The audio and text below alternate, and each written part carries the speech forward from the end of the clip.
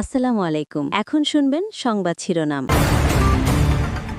সিরাজগঞ্জে বিএনপির দুপক্ষের সংঘর্ষে দুজনের মৃত্যু। মুন্সিগঞ্জে টেন্ডার নিয়ে মারামারি। সাতক্ষীরায় শ্যামনগর প্রেসক্লাব সভাপতিকে পিটিয়েছে যুবদল কর্মীরা। সারা দেশে 1000 কিলোমিটার খাল খনন কর্মসূচির উদ্যোগ। 180 দিনের কর্মপরিকল্পনার কাজ খুব দ্রুতই শুরু হবে, গাজীপুরে জানালেন পানি সম্পদ মন্ত্রী।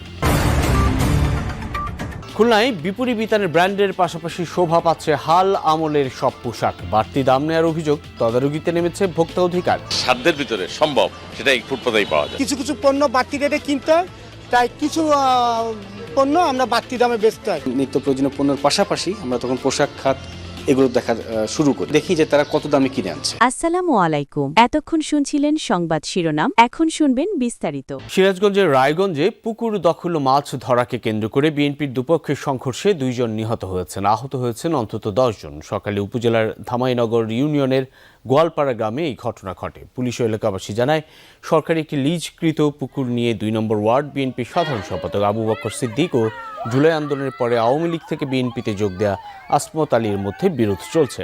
আজ দুপক্ষই ওই পুকুরে মাছ ধরতে গেলে উত্তেজনা ছড়ায়। এক পর্যায়ে দেশীয় অস্ত্র নিয়ে সংঘর্ষে জড়ায় তারা। খবর পেয়ে ঘটনাস্থলে গিয়ে পরিস্থিতি নিয়ন্ত্রণে আনে পুলিশ। আহতদের উদ্ধার করে বিভিন্ন হাসপাতালে পাঠানো হয়। পরে চিকিৎসাধীন অবস্থায় মারা যান ইসমাইল ও আব্দুস সালাম নামে 2 জন। সংঘর্ষে জড়িতদের ধরতে অভিযান চলছে বলে জানিয়েছে পুলিশ। সিরাজগঞ্জের খবর জানাচ্ছিলাম। সিরাজগঞ্জের রায়গঞ্জে পুকুর দখল ও মাছ ধরাকে কেন্দ্র করে দুপক্ষের সংঘর্ষে 2 জন নিহত হয়েছে। এই বিষয়ে আরো বিস্তারিত জানবো সহকর্মী। সংঘর্ষ ও মৃত্যুর ব্যাপারে জেলা বিএনপির সিনিয়র নেতারা কারো কোনো বক্তব্য পাওয়া গেছে কিনা, তারা কি বলছে, পুলিশ কি বলছে? মূলত এই পুকুরটিকে তারা ভোগ করার জন্য তারা চেষ্টা করে যাচ্ছে। মূলত আজকে সকালে যখন মাছটি ধরতে গিয়েছে তখনই কিন্তু মূলত এই সংঘর্ষটি বেঁধেছে। মূলত এই পুকুরটি মূলত খাস পুকুর, সরকারি খাস পুকুর। মূলত 5 বিঘা আয়তনে এই পুকুরটি দীর্ঘ দিন কিন্তু আওয়ামী লীগ সরকারে যারা ছিল তারা এটা ভোগ দখল করে খেয়েছে।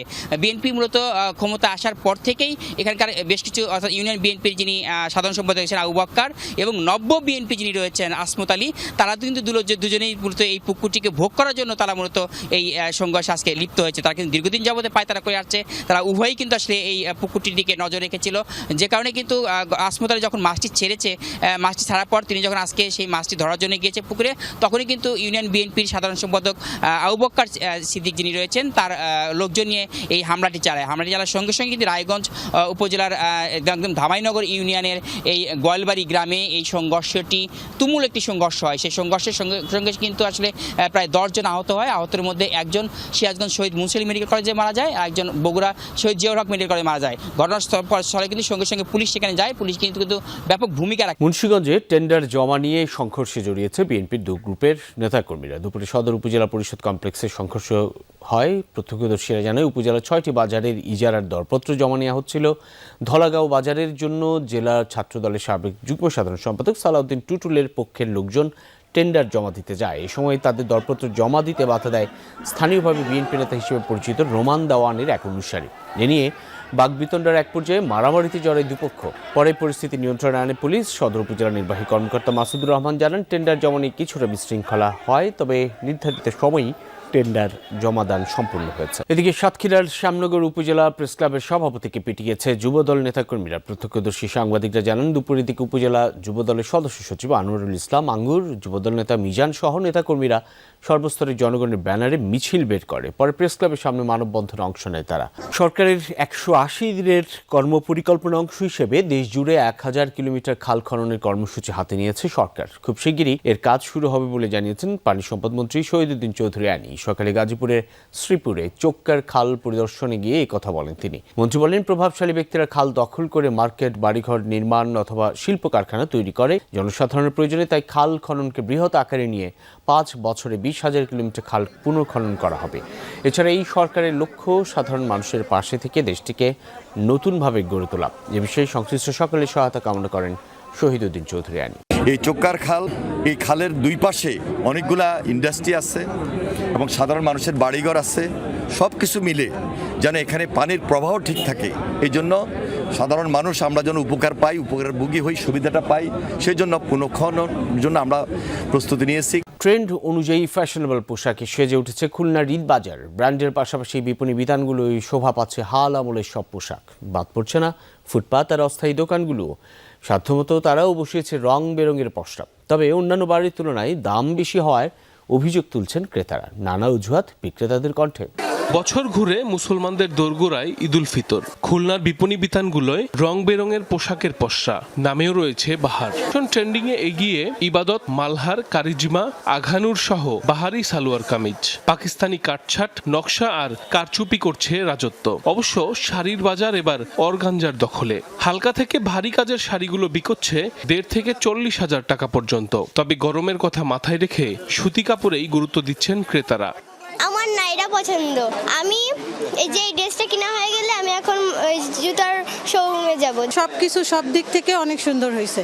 আর আমার বেবির জন্য দেখলাম অনেক সুন্দর সুন্দর ড্রেস। এখন আমার নেওয়ার ইচ্ছা আছে, আমরা পারচেজ করব। কেনাকাটা তো পরে, এখনো তো পড়ে আছে।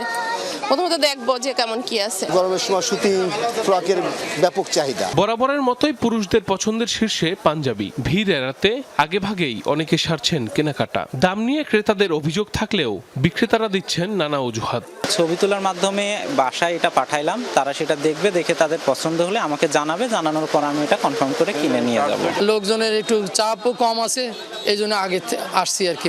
আমারই পণ্যের দাম বাড়েনি, কিছু কিছু পণ্য বাড়তি রেটে কিনতে হয়, তাই কিছু পণ্য আমরা বাড়তি দামে বেচতে হয়। বেচা কিনা আলহামদুলিল্লাহ এই পর্যন্ত যতটুকু আশা করা যায়, খারাপ না, ভালো।